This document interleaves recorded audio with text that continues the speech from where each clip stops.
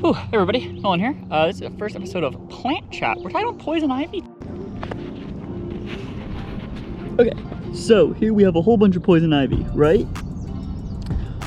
Well, that's what I used to think.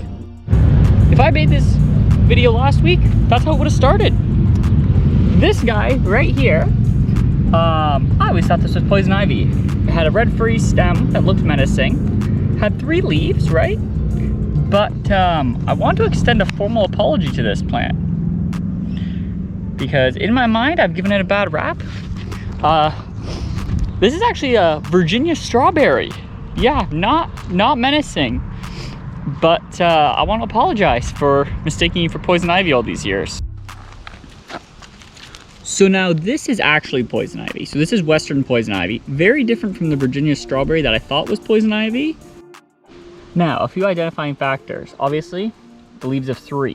So you have these 2 side leaves, they're asymmetrical. And then you have this other leaf that has a bit longer of a stem. As well, you'll notice they all come from kind of the same root system. That's kind of like the ivy vine. If you look at the leaves, they're relatively well edged, but they do have a few divots here and there. As well, if you get right in there, you might be able to see there's a little bit of white kind of dust looking on it. As well, they tend to look a little bit glossy. You can see it really nicely on this one right here. But yeah, and then as well, later in the year, they will have buds and will grow flowers and a little bit of fruit. Now, it's common to find the poison ivy near streams and rivers, as well as here. So on the edge of wooded areas and road, you can find it. It's absolutely littered along here. As well, it is perennial, so it comes back every year, and the leaves change in the fall.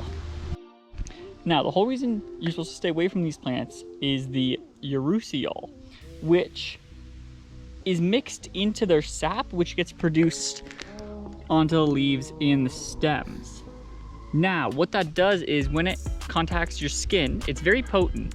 When it contacts your skin, it creates an allergic reaction. Now, the allergic reaction that people get from the Urushiol lasts 2 to 3 weeks, and it starts appearing 12 to 48 hours after contact. The severity depends on a couple things. You can make it not as bad, like less severe, if you get a nice good scrub in. So if you touch it, you wash, let's say, what are you looking forward to?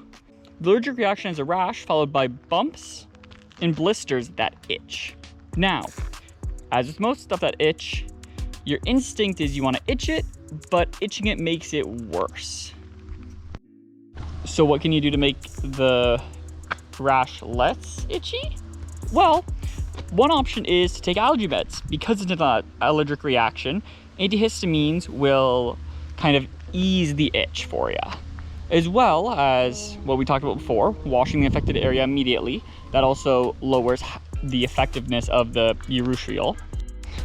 As well, you can use calamine lotion, hydrocortisone cream, and you can even take oatmeal baths, along with a few other things. Of course, all that precautionary stuff only helps you after you've touched it. Ideally, you want to not touch it at all, which the best way to do that is to know what it looks like. I'll be honest, I didn't know what it looked like until today. I thought it was something completely different that I had been avoiding, the Virginia strawberry, all this time, when I had to have been looking out for this, which I'm a little surprised I've never gotten poison ivy before that I know of. Maybe I was resistant to it at the time, but to my knowledge, I've never encountered it, which is remarkable considering I didn't know what it was and I was avoiding the wrong thing. Now, how to solve that? What I use is this app, Seek by iNaturalist. So it's pretty simple. You download it, you load it up. This is what you're looking at. You go to this little icon that's a camera at the bottom. It tells you some stuff, just be careful. And then whatever you look at, it comes up with the information. And if you look at something in a certain angle, it identifies what it is. Now, what I will say in the top right, I recommend turning on automatically take a picture when the identification reaches species, because I've been screwed over by that a few times before I turned it on. So we have it loaded up. We will come down to the poison ivy. We'll look at it. Poison ivies and oaks right away. Ooh. Here, let's try this one. Western poison ivy, there we go.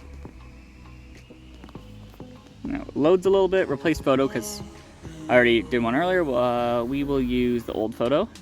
And yeah, so it tells you all the information. You can view the species, get a little bit more about it. And yeah, it tells you the whole taxonomy and then cashew family it goes into from there. So yeah, and then it tells you similar species as well. Definitely recommend this app. It's free and it's very helpful. Now this specific poison ivy I have here, Western poison ivy, it can be found across most of Canada, notably avoiding Newfoundland, as well as most of the states, avoiding kind of California and the southeast kind of corner by Florida. Now, a fun fact about it that I learned is it's not actually part of the ivy family. It's part of the cashew and pistachio family, which means it's very close to a mango, which makes sense because the mango trees also have the Urushiol on them. So I hope this video has been helpful. Definitely researching this stuff has helped me learn a lot more about poison ivy, and now I know what it looks like, thankfully. So yeah, just make sure you're safe out there. Wear long pants if you are worried that you can't avoid it, but otherwise it should be easy enough to avoid. Maybe wear some long socks, but yeah, pants would obviously help. But that's been it for me, bye-bye.